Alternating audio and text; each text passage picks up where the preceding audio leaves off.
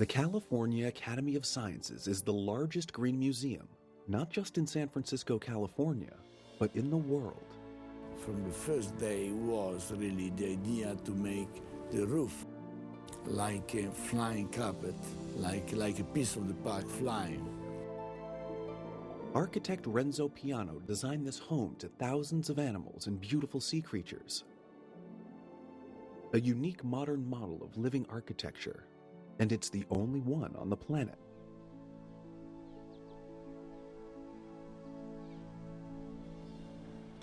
Its visual impact is stunning, but this mega green museum's impact on the environment must be very, very low. We felt very strongly that the building should be built to the highest level of sustainability possible. Architect Renzo Piano is ready for that challenge. As an architect, the first thing you have to do when you have a job is to walk on the site and try to understand the topography of the land. And what a beautiful piece of land it is, Golden Gate Park in San Francisco, California.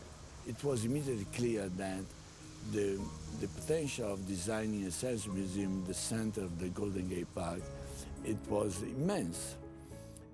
He starts to sketch an idea into a simple line drawing. I think when I first saw some of Renzo's drawings, it was hard to understand the scope and extent of what he was proposing. There was a simplicity and an elegance to that design, but the more you look at it, the more you realize how complicated the building is. The sketched out design shows one of the largest state-of-the-art visionary public buildings in the world.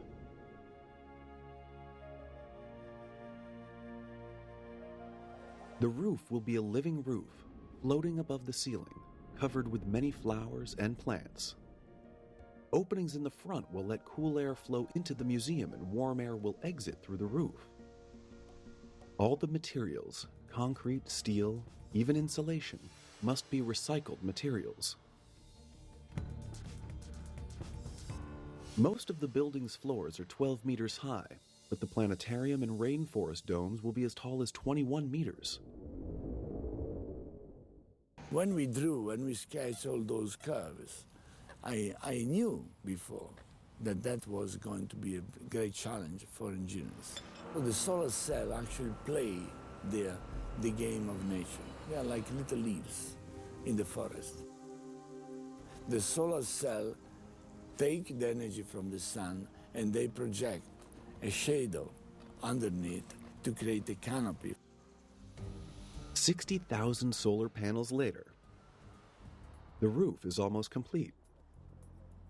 Time for the architect to sign off on his innovative project. The team is waiting to hear what master architect Renzo Piano will say. A long time ago, Roberto Rossellini was a great Italian filmmaker. He told me something. He said, Renzo, don't watch the building. Watch the face of people coming to the building. My face was smiling because other people's faces were smiling.